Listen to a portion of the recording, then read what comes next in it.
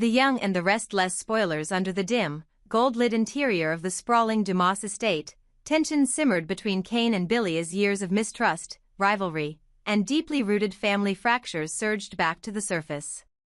What had begun as a sharp exchange about business had now swerved into something far more personal, far more explosive. When Billy cornered Cain about his recent conversations with Jill, Cain didn't deny it. Instead, he calmly defended her, shielding her from the barbs Billy was hurling. That single act of protection said more than any admission could. It struck Billy with the force of a confession, forcing him to reevaluate the tangled alliances that were being formed right under his nose. Cain's sudden, unapologetic protectiveness over Jill was not only suspicious, it was revealing. Billy had always assumed that if anyone still saw Cain for who he truly was, it would be Jill. But now, faced with Cain's calculated words and vague tone, Billy realized Jill may not only be aware of Cain's hidden identity as Aristotle Dumas, she might be actively covering for him. Cain, ever the manipulator, tried to frame it as a benign reunion. He had only contacted Jill, he claimed, because Colin was dying and had asked to see her one last time. According to Cain, Jill had quietly traveled to the old castle, spent a few discreet days by Colin's bedside, and then returned in time to bury him. It was all very sentimental, and Cain made it sound like an act of closure, of love, of dignity. But to Billy, it reeked of something else, secrecy. Jill, who had always been fiercely honest, had never mentioned her visit, had never spoken of any last goodbye. The fact that she had kept it all hidden only confirmed Billy's worst suspicions. And Cain, now firmly ensconced in this place of power, masquerading as someone else, was playing it off like it was all irrelevant to the business, to the company, to the family. But Billy knew better. The timing was too perfect, the behavior too calculated, and the silence too damning. Still, Cain deflected every pointed question. When Billy demanded to know whether Jill had known all along that Cain was living under the alias Aristotle Dumas, Cain simply shrugged, his eyes giving nothing away. "That has nothing to do with company matters," he said, trying to keep the conversation grounded in corporate logic. But Billy wasn't having it.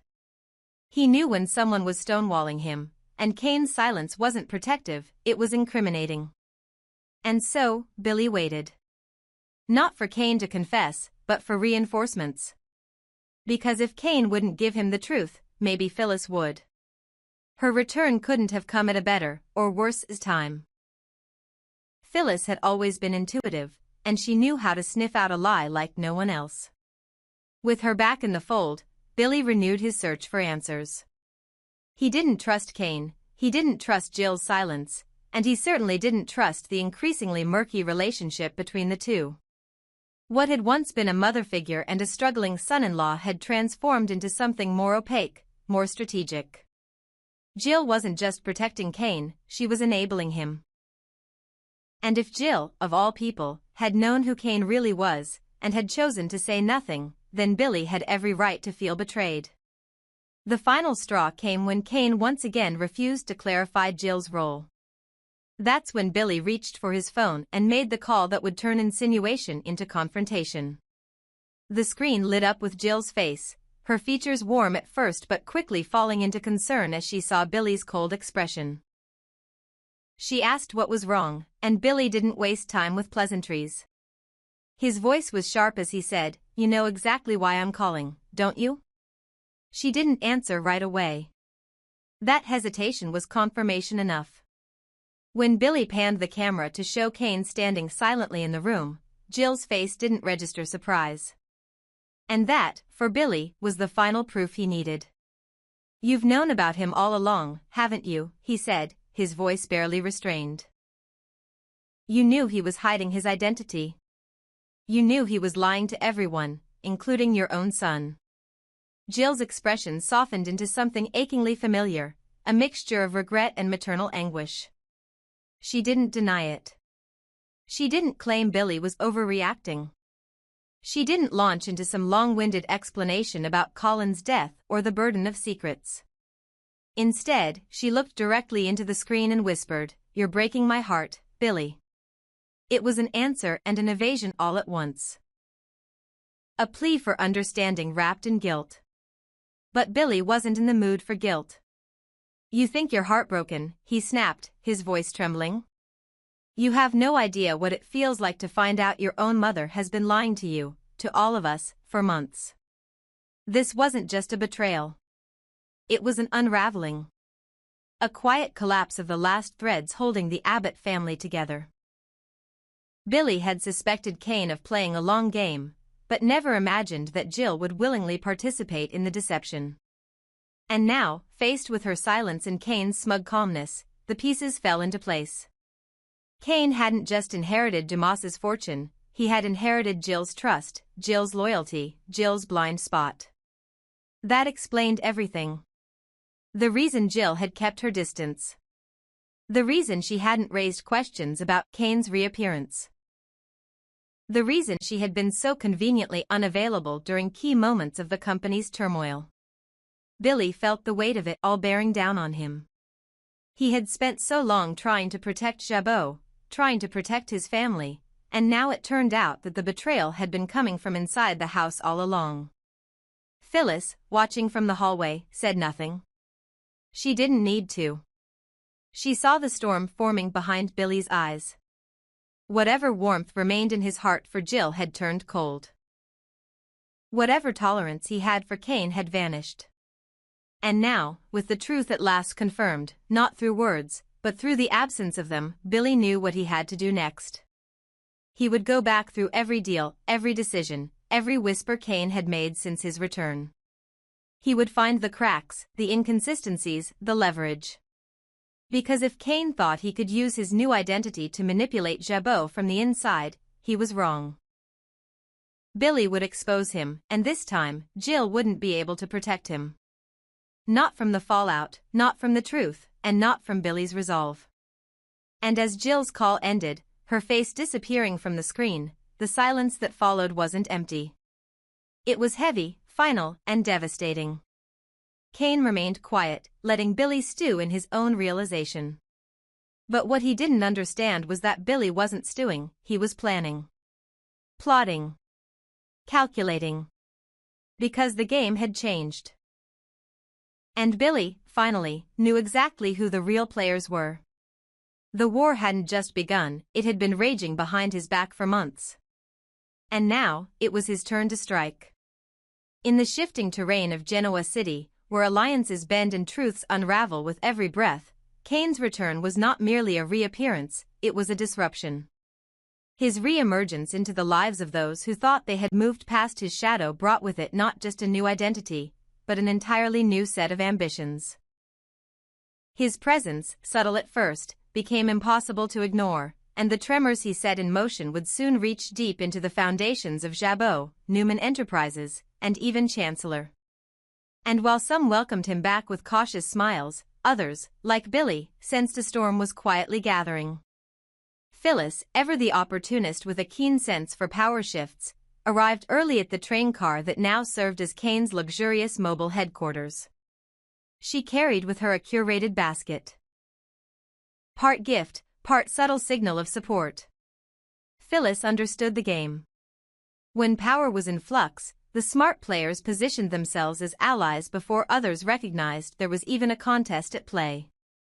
Cain received her gesture with a guarded grin, acknowledging the gesture but offering no hint of the deeper war already unfurling beneath his tailored composure. He explained he wouldn't be staying at the GCAC like most returning power players. Instead, his train car, sleek, lavish, and symbolic, would be his base of operations. It wasn't just a statement of style. It was a declaration. He was staying mobile, elusive, unbound by the expectations of the old guard. Phyllis, intrigued, made a playful comment about how the setup was almost too good to be temporary. Surely they weren't going to build such a grand toy, this opulent train, this rolling fortress of secrets, only to see it dismantled after one mystery played out. She was right. Whatever was being constructed here was not fleeting. Cain wasn't laying tracks for a short ride. He was engineering a long game. But then came Billy. Billy arrived with the kind of tension that preceded every major quake in Genoa City. He didn't come empty-handed. In his hand, he carried a toy train, a symbolic offering, or perhaps a confrontation wrapped in nostalgia. It was a model version of the very vessel Cain had taken as his new home, and with it came memories, unresolved pain, and mistrust that lingered like an echo from the past. Billy handed it to Cain with a look that said more than words could. A challenge. A warning. Or perhaps a question. Billy and Phyllis wasted no time locking horns. She urged Cain to think critically about whom to trust, implying that Billy's presence was more self-serving than brotherly. Billy, in turn, pushed back, suggesting Phyllis was already trying to manipulate Cain into an alliance for her own agenda. Their verbal sparring crackled with years of history and betrayal. But Cain didn't engage. He stood quietly, arms crossed, observing their argument like a man measuring the variables of a formula. Finally, he interrupted, not with anger, but with a calm that cut through their noise. He didn't want to hear them argue. He didn't need their validation or their warnings. He was already 3 steps ahead. That's when he dropped the bombshell. Cain laid out his vision without flinching. He wasn't here for reconciliation or re-entry. He was here to seize control. Chancellor. Newman Enterprises.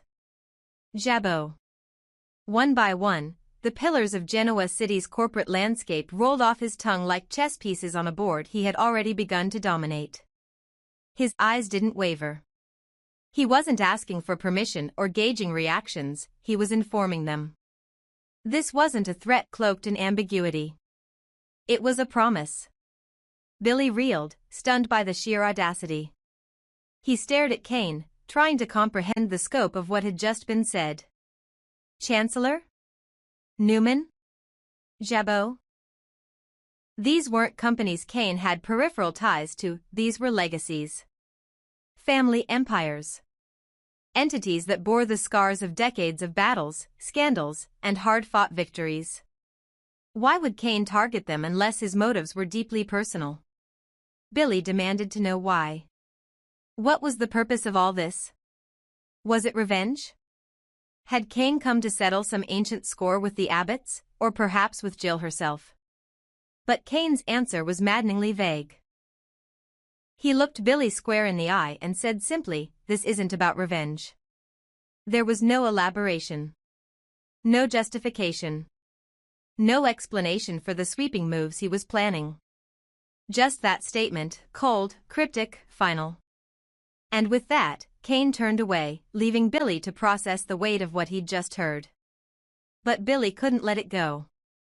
As he stood there, watching Cain disappear back into the confines of his private train car, the silence around him became deafening. What Cain had said wasn't just a business maneuver, it was personal. Whether Cain admitted it or not, Billy could feel the undercurrents of something darker. There was a reason Cain wanted those 3 companies. A reason rooted in the past, in family, in betrayal. And Billy intended to uncover it, no matter the cost. The symbolism of the toy train remained in Billy's hand, heavier now than when he'd first brought it. It was no longer a gesture of nostalgia. It was a reminder. Cain wasn't just back, he was building a new track for himself, one that could destroy everything Billy held dear. Jabot was more than a company. It was Billy's birthright, his legacy, his battlefield. And now, it was in Cain's sights. Meanwhile, Phyllis watched it all unfold with a flicker of curiosity, perhaps even admiration. Cain had just shaken the ground beneath Billy's feet without raising his voice or lifting a hand. She liked that kind of power. But whether she would align herself with Cain, Billy, or neither remained to be seen. Her loyalties were fluid, and in a game like this, fluidity was survival. Back on the train, Cain stood alone, looking out the window at the city he once called home. In his mind, the map was already drawn. The strategies were already in play. And though Billy had left without answers, Cain knew it was only a matter of time before everything unraveled. The question wasn't whether Billy would come after him. The question was whether Billy would be prepared for what he would find when he did. Because this wasn't about revenge. It was about justice.